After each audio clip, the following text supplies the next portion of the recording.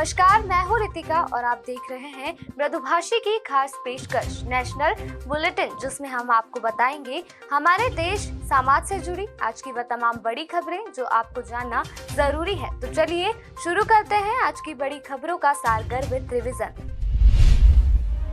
मध्य प्रदेश के अनूपपुर जिले में कोतमा से कांग्रेस विधायक सुनील सराफ अपने जन्मदिन के कार्यक्रम में रिवॉल्वर से फायर कर विवादों में घिर गए हैं। घटना का वीडियो वायरल हो रहा है। प्रदेश के गृह मंत्री नरोत्तम मिश्रा ने उनके खिलाफ कार्रवाई के निर्देश दिए। इसके बाद उनके खिलाफ कोतमा थाने में FIR दर्ज की गई। मैंने भी देखा है वो वीडियो। इस तरह से फायरिंग करना, लहराना, डांस करते में कोई अनहोनी नहीं हो, ये गलत है। मैंने कार्रवाई के निर्देश अनूपपुर SP को दिए।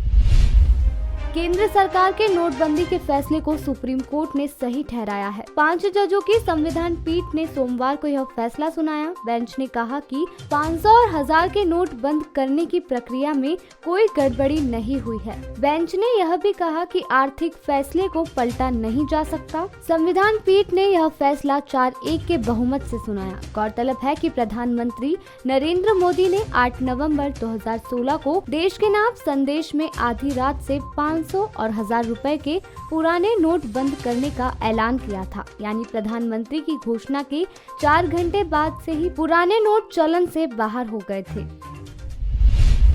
तुनिशा सुसाइड केस में सोमवार को पहली बार शिजान खान की फैमिली सामने आई। उसकी मां और बहनों ने तुनिशा की मां वनीता के सभी आरोपों को खारिज कर दिया। शिजान की बहनें पलक और शफक ने कहा कि हम कभी तुनिशा को दरगाह नहीं ले गए। हिजाब की जो बात कही गई है वो गलत है। तुनिशा ने हिजाब टीवी सीरियल की शूटिंग के दौरान पहना था। शिजान की फैमिली बोली, तुनिशा के अपने परिवार से रिश्ते अच्छे नहीं थे। मां वनीता तुनिशा को कंट्रोल करती थी। जो पिक्चर सर्कुलेट हो रही थी, जिसको बहुत अलग पॉइंट ऑफ व्यू से देखा गया है, तो मैं एक लॉजिक आपको देती हूँ। जब हम सेट पे होते हैं और कोई आउटफिट होता है, स्पेशली जब हम माइथो कर रहे होते हैं, तो हम पूरा दिन उसी गेटअप में रहते हैं, क्योंकि हमें रेडी होने के लिए बहुत टाइम लगता है। कपड़ों को चेंज करके वापस से निकाले फिर शॉट में जाए, ऐसा नहीं होता है। वो जो पिक्चर सर्कुलेट हो रही है वो ये पिक्चर है जो कि आप देख सकते हो। तुनिशा की प्रोफाइल से पोस्ट की गई है। ये इधर ये वो पिक्चर है जो तुनिशा की प्रोफाइल से पोस्ट हुई है, और इसका ये नीचे यहाँ पे 3 सितंबर लिखा है, और उसका कैप्शन भी है, wishing you all happy Ganesh चतुर्थी।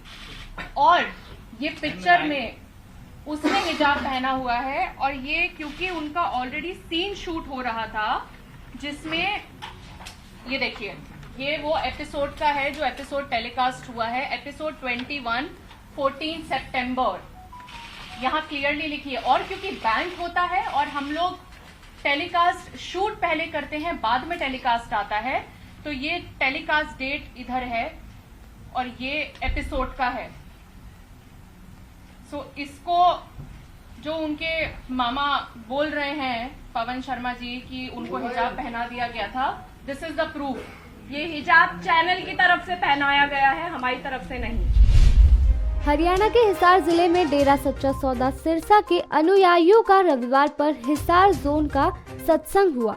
इसमें हिसार जोन के अनुयायी पहुंचे। राम रहीम ने सुनारिया जेल में 13वीं चिट्ठी भी भेजी। राम रहीम ने अपनी चिट्ठी में कोरोना को लेकर सजग रहने और केंद्र सरकार के प्रयासों का धन्यवाद किया। साथ ही प्रेमियों को सरकार के आदेशों का पालन करने के निर्देश दिए। राम रहीम ने एक बार फिर से दोहराया कि हम ही गुरु थे, है हम ही रहेंगे। राम रहीम की चिट्ठी के अंत में उसके अंगूठे का निशान भी छपा, ताकि प्रेमियों को चिट्ठी की वास्तविकता पर संदेह ना हो। यह चिट्ठी जेल से 30 दिसंबर को जारी हुई थी।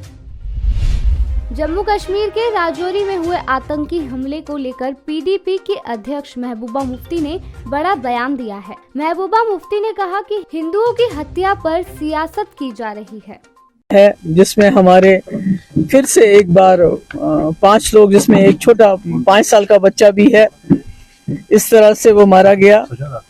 और इस वक्त हम क्या कह सकते हैं, इसकी हम मजम्मत करते हैं। और साथ ही क्या कहें, ये तो अल्लाह ताला बेहतर जानता है। कि जो उनके घर वाले हैं उनके साथ हम हमदर्दी करना चाहते हैं और अल्लाह ताला से दुआ करते हैं उनको सब्र तहम्मुल दे अल्लाह ताला इसको बर्दाश्त करने की। ये हमारा ही नुकसान है, जम्मू कश्मीर के लोगों का नुकसान है।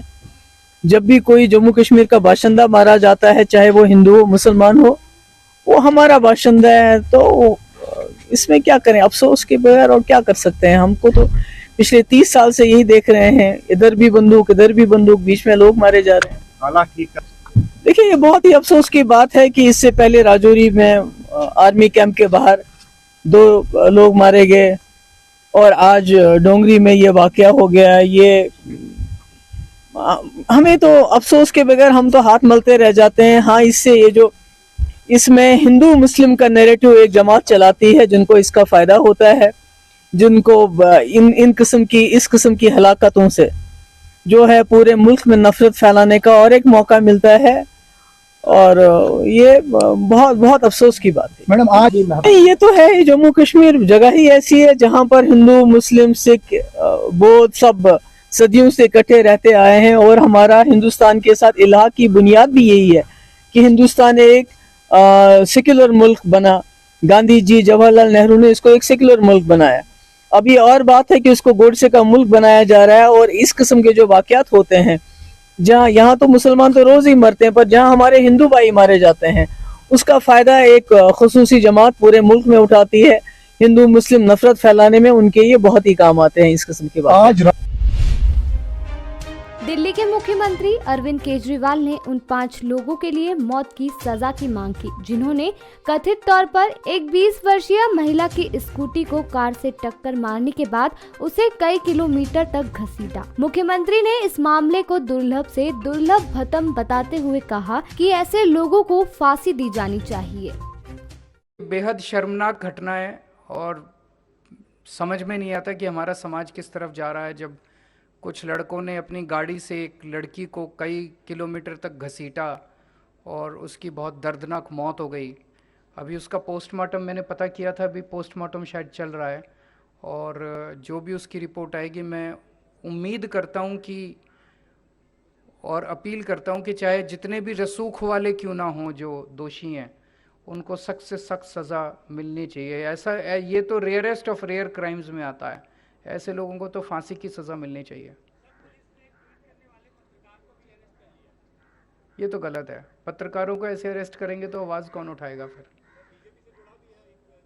वही मैंने कहा, जो भी कोई भी हो, मैं उसमें अभी नहीं जाऊंगा, लेकिन चाहे कितने भी रसूख वाले लोग हों, ये तो किसी की भी बेटी के साथ हो सकता है, किसी की भी बहन बहू के साथ हो सकता है। तो इसमें चाहे कितना भी कनेक्शन वाले लोग हों, पॉलिटिकली कितने भी कनेक्टेड लोग हों, हम सबको मिलकर प्रयास करना है कि उनको सख्त से सख्त सजा मिलनी चाहिए। समाजवादी पार्टी के कद्दावर नेता शिवपाल सिंह यादव ने अपने ताज़ा बयान में कहा है कि राहुल गांधी ने भारत जोड़ो यात्रा निकालकर अच्छा काम किया है। जो उन्होंने भारत जोड़ो, तो ये अच्छा काम किया है, और आगे देखिए हमारे पार्टी का जो भी आदेश होगा तो उस पर हम लोग चलेंगे। राजस्थान के पाली में बांद्रा टर्मिनस जोधपुर सूर्य नगरी एक्सप्रेस की 11 बोगियां सोमवार सुबह बेपटरी हो गई। मिली जानकारी के अनुसार हादसा 3:27 पर हुआ। उत्तर पश्चिम रेलवे के CPRO ने बताया कि ये हादसा जोधपुर डिवीजन के राजकीयवास बोमडरा सेक्शन पर बोगियां बेपटरी हो गई। हालांकि हादसे में किसी जान माल के नुकसान की सूचना नहीं है। CPRO ने बताया कि रेलवे के जयपुर हेडक्वार्टर में उत्तर पश्चिम रेलवे के जनरल मैनेजर और अन्य उच्च अधिकारी मामले की निगरानी कर रहे हैं। कई उच्च अधिकारी जल्द ही मौके पर पहुंचेंगे।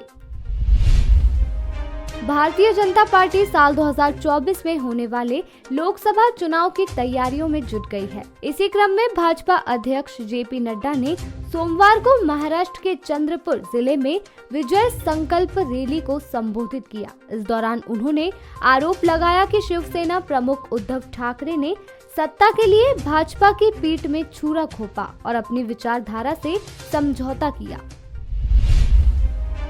कांग्रेस नेता व पार्टी के पूर्व अध्यक्ष राहुल गांधी ने सपा अध्यक्ष अखिलेश यादव को भारत जोड़ो यात्रा में शामिल होने के लिए निमंत्रण पत्र भेज ही दिया। इस पर अखिलेश यादव ने राहुल गांधी को पत्र लिखकर जवाब दिया। बीते 29 दिसंबर को अखिलेश यादव ने मीडिया से बात करते हुए कहा था कि वह भारत जोड़ो यात्रा में शामिल नहीं होंगे क्योंकि उन्हें राहुल गांधी की ओर से कोई निमंत्रण नहीं मिला है। अखिलेश के बयान के बाद अब राहुल गांधी ने उन्हें निमंत्रण भेजा तो अखिलेश ने भी राहुल को शुक्रिया कहा है। अखिलेश यादव ने राहुल गांधी को भेजे गए पत्र में कहा है कि प्रिय राहुल जी, भारत जोड़ो यात्रा में निमंत्रण के लिए धन्यवाद एवं भारत जोड़ो की मुहिम की सफलता के लिए हार्दिक शुभकामनाएं।